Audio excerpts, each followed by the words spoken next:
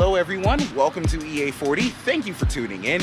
And this right here, attention Porsche Panamera 4 fans, this is what $103,000 will get you.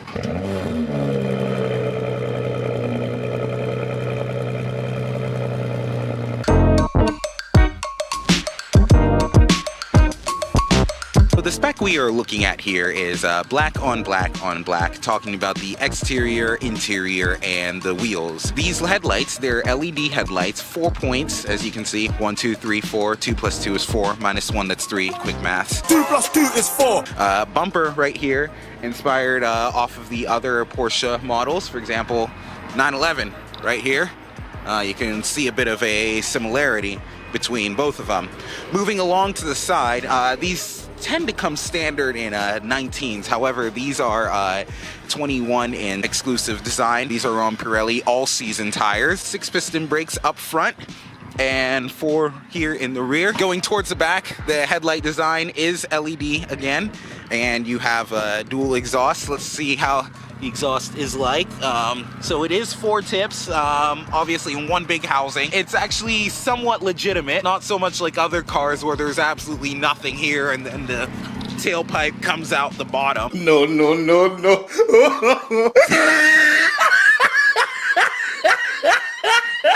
Luckily that's not the case here. You have your backup camera, which is now basically standard in every vehicle sold in the US thanks to new laws. There's the power liftgate and a decent amount of storage here in the back. This is a bit more hatch-like. Of course, you can close it via a button right here.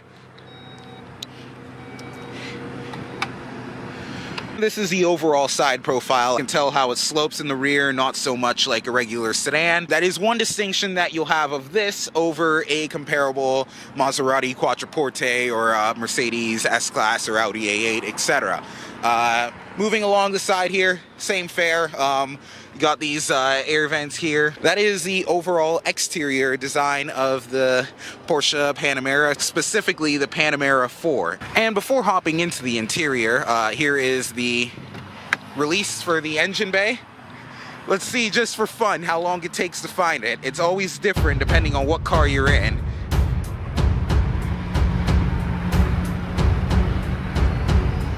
Did I find it? Oh, here it is. Okay, cool.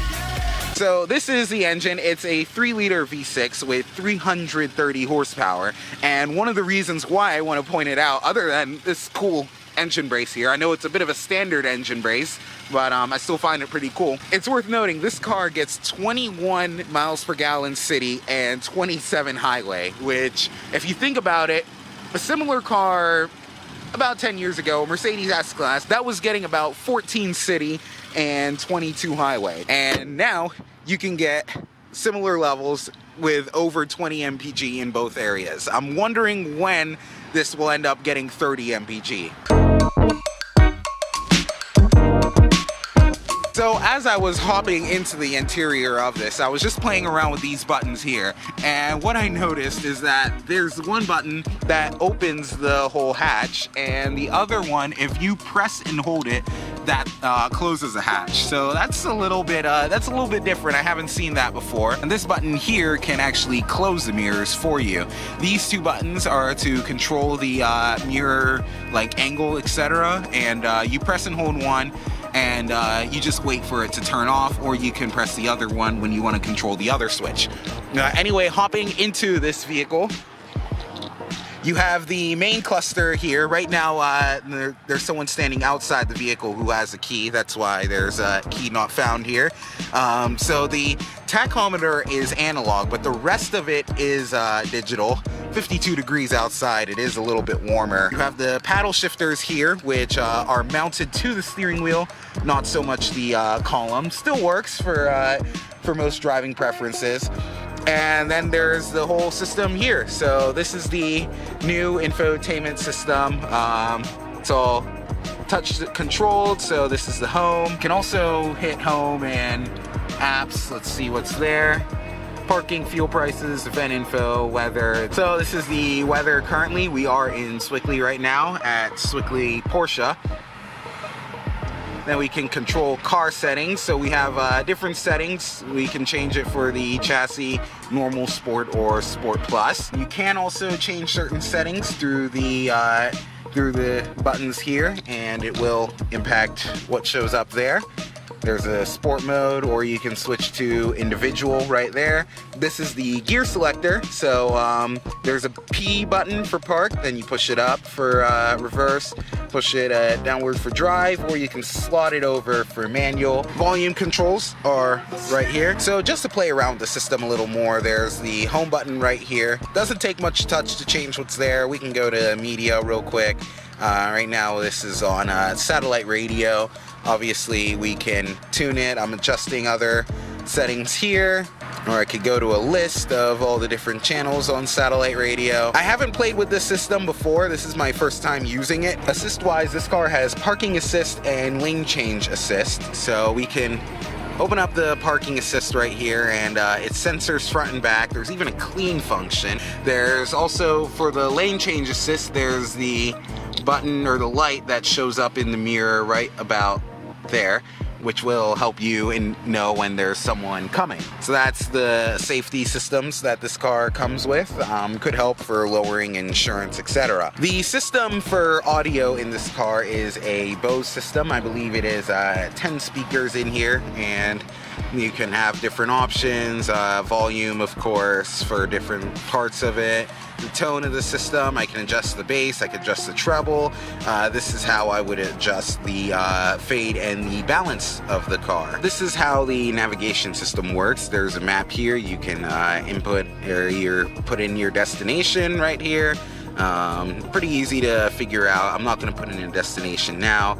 There's traffic. It doesn't say any traffic notices. There's also favorites that you can set for contacts, favorite destinations, your home, work. I don't need that right now because I'm not buying this car because I can't afford it because I'm in college. Anyway, we can go here. These are certain settings which you can also access through the option button down here. And overall, that is the whole center stack. This car does come with heated and cooled seats in the front, and then heated seats in the rear. So I'll put the heated seats on for now since it's a little bit cool out. Meanwhile, here's the glove box, which has a decent amount of room. User's manual is kept in there. Notice there are no cup holders here like a 911. That's because it's a different car, and the cup holders are right here, kind of at a better spot for the kind of car that it is. You have the clock right here. Seats that I'm in right now are 14-way adjustable with 3 memory settings and a lock and unlock button. Seat design, it's all one centerpiece. You have a friendly reminder where the airbag is, and the seats are relatively similar in the back as well, so it's one consistent theme. So these are the 2 controls for the memory, these are the 2 controls for the panoramic roof. There's one for the front shade, which you move forward and back. It can be one touch, similar to Windows. And then this is what you use to actually remove the roof. You can vent it or you can open it. And just like that, there's more light coming in. So that is as far back as it goes. You can push it forward more if you want. And there you go. And finally, when you're ready to get out of this car, remember Porsches have that on the left, Le Mans inspired. These doors, you can hold it wherever you want. So getting out or getting in, depending on what kind of spot you're in, isn't too hard. And finally, the car does have soft close. So that tells you everything you need to know about a Porsche Panamera 4. Let me know below if there's anything about this car that I might have missed. Thank you for watching. Please be sure to like, and you're rude! You're rude!